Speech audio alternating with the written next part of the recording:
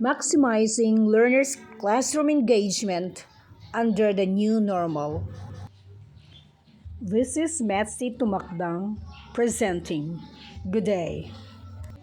The learning area as the focus of presentation is on 21st century literature from the Philippines and the world. Topic, text, and context meanings.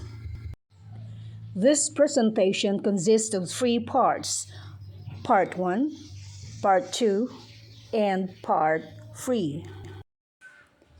Part 1 will demonstrate how the article review is discussed and presented by the teacher to the learners. Part 2 will showcase a group report that demonstrates the 21st century skills needed by every learner, such as the skill of collaboration, creativity, resourcefulness, research, and the use of modern technology as well in presenting their needed outputs in this particular subject. Part 3 will showcase an alternative creative way of presenting a particular literary text that identifies the different geographic, ethnic, and linguistic dimensions of our Philippine literature and the world.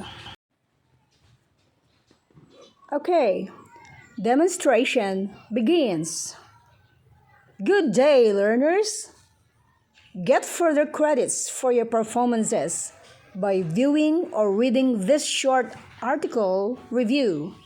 After reading the article review, view again your group report to gain more understanding and appreciation of our rich literature in the Philippines and the world. If you were to describe your subject in the 21st century literature from the Philippines and the world in just 2 words, what would it be? Oral and written, local and foreign,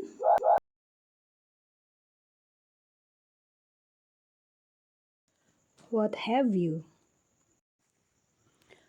Well, the objective in presenting you this lesson review is for you to connect the historical texts and context meanings of various events that influence the development of our literature in the Philippines and the world.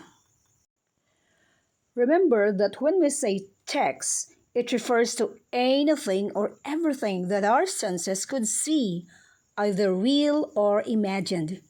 The significant events in our history is a vivid historical text that captures the whole picture, how the climax of our literature started in the Philippines, conceived in Spain, and gave birth to our reformatory and revolutionary periods in the history of our Philippine literature. The main character that significantly contributed to the development of our Philippine literature is no other than our national hero, who once said that pen is mightier than a sword.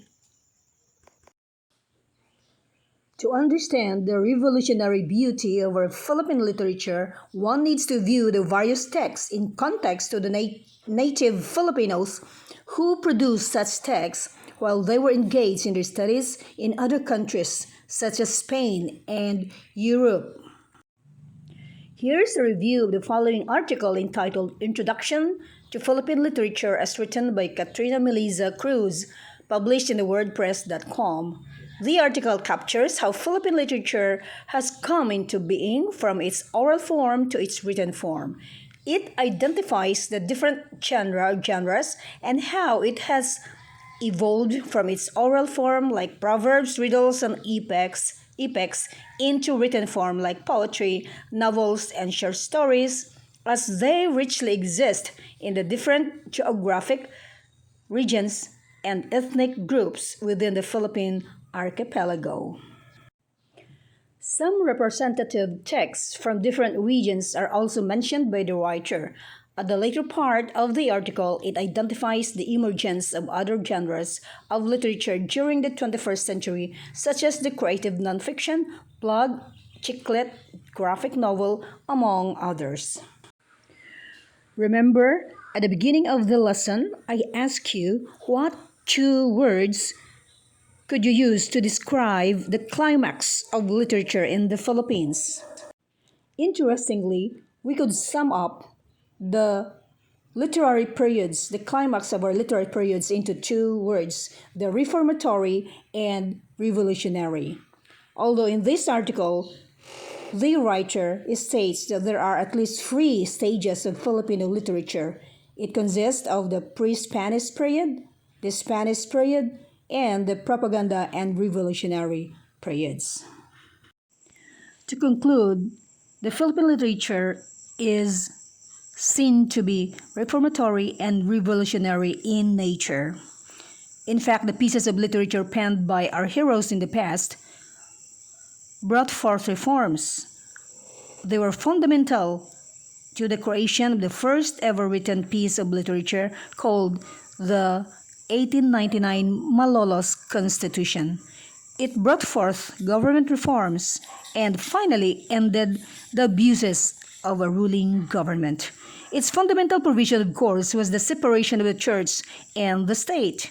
When history repeated itself with one-man rule, the people's text demanded forms just the same and expressed themselves in a revolutionary manner, with love of freedom and love of country as the main themes of literature. The most popular song that were sung by the people at the time was the Pilipinas Kong Mahal. Ang bayan ko'y tanging ikaw, Pilipinas kong mahal, ang puso ko at buhay man sa iyo'y ibibigay. Tungkulin ko'y gagampanan na lagi kang paglingkuran. Ang laya mo'y babantayan, Pilipinas kong hirang. The end of part 1 presentation. Don't go away, there's more. Thank you. Welcome back to part 2 presentation.